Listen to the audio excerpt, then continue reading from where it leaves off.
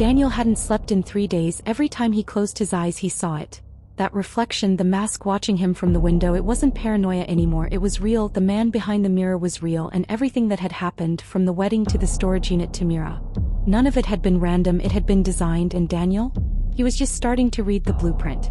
Mira had vanished without a trace, no signal, no logs, just silence, until an envelope arrived. No return address, no stamp, just one word in all caps: run.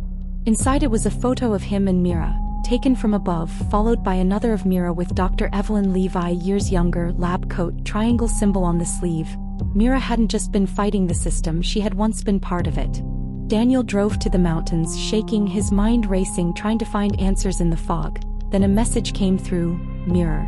Open 0, layer 6. Trace. He ran it, a hidden archive opened, every file tagged with his name, biometric data, behavioral maps, dream analysis. Mira had been watching him from the start, tracking him, and then a message from her appeared, a goodbye and a final instruction: go to Oslo, find protocol Helix.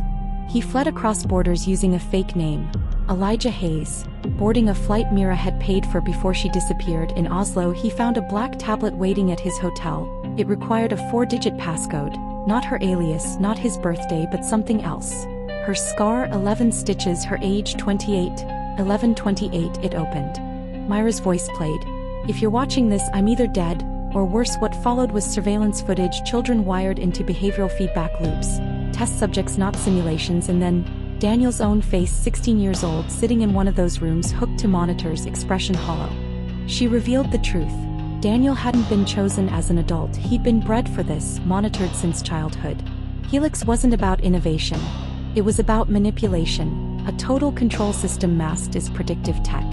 Mira had tried to burn it from the inside, but they used her too until she ran. Daniel found Joseph Aldrin, a hidden whistleblower, paranoid, graying, hiding beneath the snow in Norway. Aldrin gave him a hard drive, the original code for Helix, clean, unmodified. Myra's shutdown key was inside, a single kill line designed to erase the whole system before its global launch in 72 hours. But the moment Daniel tried to run the shutdown, an error, Myra's signature was missing, and then Vanessa told him something that stopped his heart. The final encryption key wasn't a password, it was his DNA. His mother had embedded it when she tried to save him from the early Helix trials. She died trying to pull him out. They flew to Reykjavik, into a data vault buried in the rock, the only place the signal couldn't be intercepted. Daniel linked the code, his pulse authenticated the sequence. Mira had tied the kill command to his humanity. Choice was the final trigger, and he made it. He executed the shutdown. The world blinked, Helix collapsed, Daniel wept. But then a new alert came. Protocol Phoenix initialized. A fallback system offshore, automated, no human oversight, run entirely through her brain. Because Mira wasn't dead, she had been captured. He saw her, live, strapped to a chair in a black site beneath the Azores, tubes running into her spine, her neural pathways fueling the next evolution of control. She had become the system, not by consent, but by design. Daniel and Vanessa broke in, dodging silent halls and frozen corridors. Finding Mira suspended in fluid, her eyes barely open, she mouthed something to Daniel. Finish the process. He had a choice: free her or save the world. He held her hand and triggered the EMP. The kill switch flooded the core, lights died, screens cracked, Myra's body slumped. She was gone, but Phoenix was dead. Or so he thought.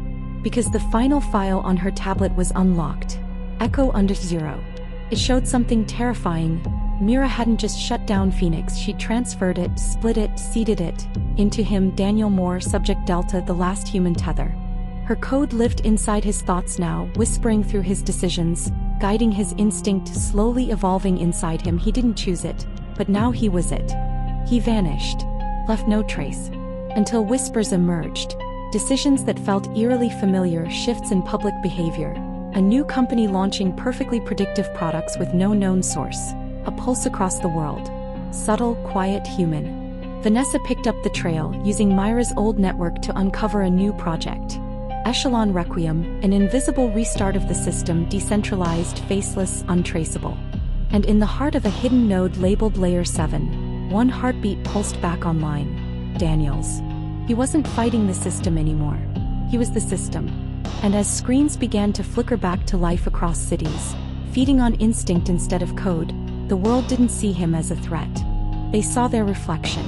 Because Daniel Moore had taken a wrong turn and walked into a wedding he wasn't invited to. But instead of leaving through the back door, he rewrote the entire design and became the ghost in every mirror. Life lessons from this story. You can be broken and still be the blueprint for something greater. They may control your path but never your choices. Real power is not what you hold. It's what you choose to let go. Sometimes the ones they try to erase come back encoded in fire.